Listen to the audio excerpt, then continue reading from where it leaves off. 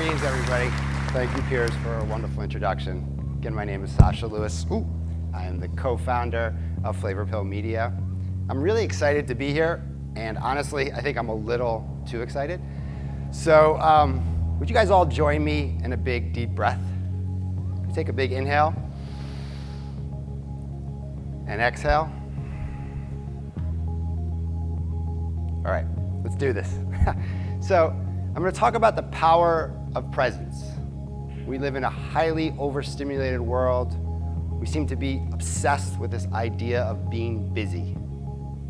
So I'm going to walk you through my personal experience of finding my presence and my practice, and then talk about it at a larger cultural shift that's happening as we really all are yearning for a deeper human connection and understanding of presence within ourselves. So first, I'm going to take it back to what I like to refer to as the original bro era of my life. These were tough photos to dig out of the archives. Needless to say, they were not on a phone. They were prints, if anyone remembers what that looks like. And I was that party guy, pleasure seeker, out all night, hanging out at the club, very good at fulfilling my life, or filling my life up with lots of things, but not ultimately feeling very fulfilled. And in this day and age, I'm assuming that all of us can relate to that. We're very good at being busy. It's a drug. It's almost cool, in fact.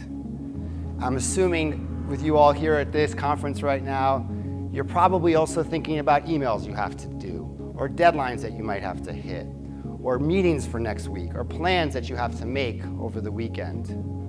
So it's likely that at some point before I step off this stage, you might even check your email or check in on a social media network. So the world is moving at this incredibly fast rate.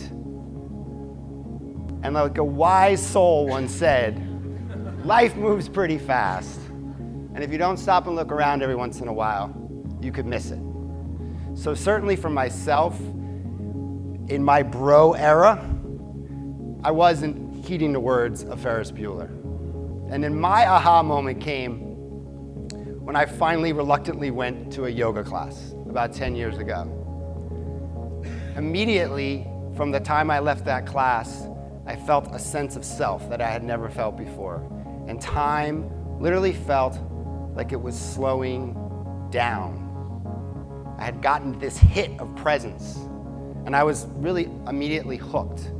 I wanted it in all aspects of my life. And there's a reason why I wanted it in all aspects of my life.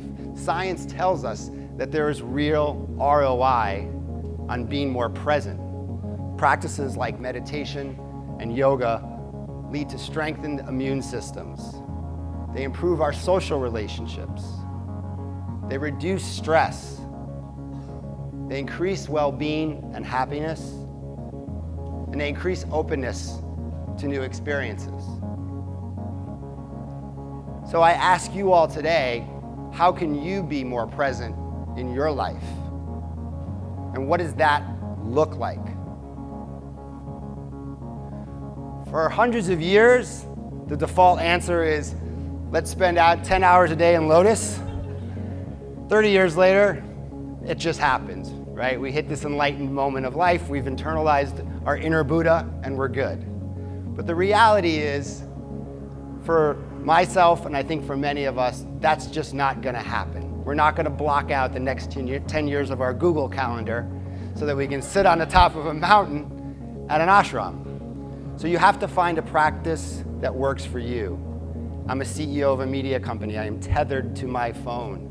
20 minutes a day is a big ask, but finding that discipline to do that is crucial, and finding a practice that fits for your lifestyle is really where it starts. Now, practices can come in lots of forms and fashions. The idea is that you're getting out of your head and you're getting into your body and into your breath. Meditation, yoga, even dancing, running, and spin class. It's true. If you've gone to a spin class, you feel it. You get out of your head and you're in your body, and you're really connected to your emotions. So once you find that practice that resonates with you and it fits with your lifestyle, the key now is to invest in yourself and do the work. One of my mentors and favorite teachers, Gabrielle Roth, who's the founder of the 5 Rhythms dance practice, said, "It takes a lot of discipline to be a free spirit." So we need to be willing to do the work on a daily basis, not get distracted, not find a new big thing or make excuses, but dig in and do the work on ourselves. So for me, my practice over the last 10 years, starting with that reluctant yoga class that I attended, has now become a medley of modalities. And it's really allowed me to keep it fresh and keep it challenging. Daily meditation, yoga, running whenever I can, dancing my ass off, including this morning when I can. All of these things work for who I am and where I need to be on a daily basis. So I've reviewed with you a little bit about how I've brought presence into my life and in play, and I've worked hard at bringing it into the workplace at Flavor Pill Media. We have daily digital detoxes. So for 5 minutes a day, we meditate, or we get into a plank pose, or we stretch, and we basically just get out of our heads and away from our screens, and we get into our bodies. And we're immediately struck by how much more energy we have and how much calmer and focused we are following that. A few years back, we hosted 10,000 people doing yoga at the Great Lawn, practicing presence amidst the chaos of New York City. We started a program called Lunch Break, where you could take 1-hour dance breaks in the middle of the work week, shake your booty, get out of your head, and get back to work and go crush it. So clearly, this idea of presence and being mindful is not just a hippie new age thing. We're at a tipping point of presence as an ideology and as a practice. We're seeing examples of this with The Path, a localized meditation series happening in multiple cities. Apps like Headspace and Calm with millions of downloads. Morning raves like Daybreaker, and after-work dance parties like The Get Down. Global yoga festivals like Wanderlust, and the extreme sports version of Presence, Burning Man. Any burners in the house? All right. It's definitely crossed over. So 100,000 plus people or so descend on the desert, and it's the ultimate experience of being present. How do I participate? How do I connect to people in the middle of the desert in an extreme environment? An awesome experience. If you haven't had it, go try it.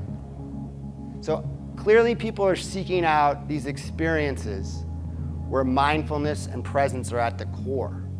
And what's good to know now is we're also seeing leaders from across different disciplines coming out and acknowledging that they're practicing presence. We've got the King, LeBron James, and Kobe Bryant, meditators and yogis. We've got the Seattle Seahawks, who 2 years ago began meditation and yoga in their training, and the last 2 years they've been to the Super Bowl. We've got the CEO of Aetna, who survived a life-threatening accident, began meditating in yoga, and now has incorporated it into one of the largest healthcare companies in the world. And yes, the stock is up. We've got the maven of media herself, Ariana Huffington, the it girl of Brooklyn, Lena Dunham, all meditators and yogis. And we've got the Russells, Brand and Simmons, devoted in their practice, both of these guys, in meditation and yoga. And then far, far away from the business world and Hollywood, we've got mindful practices happening in prisons. So in San Quentin and Folsom, prisons have instituted programs where inmates have seen it, and we've seen a dramatic shift in violence and in rule infractions. So it's happening across multiple spheres of our culture: business, sports, culture, gatherings, and beyond. And I say, let's start a presence movement in conferences. So, if everyone can just find a comfortable, grounded place, we're going to sit and meditate for a minute together. So if you how many of you have meditated before? All right. See? It's the tipping point. So if everyone can just find a comfortable seat and close your eyes. We're just going to do it for a minute, so don't panic. Find your breath.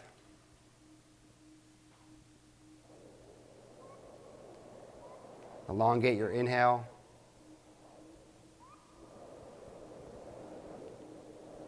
And deepen your exhale. Feel your body in the seat.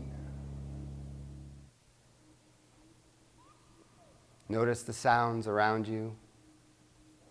And come back to your breath again and again. Inhaling. And exhaling.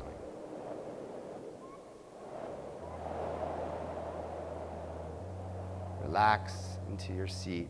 Relax into the moment.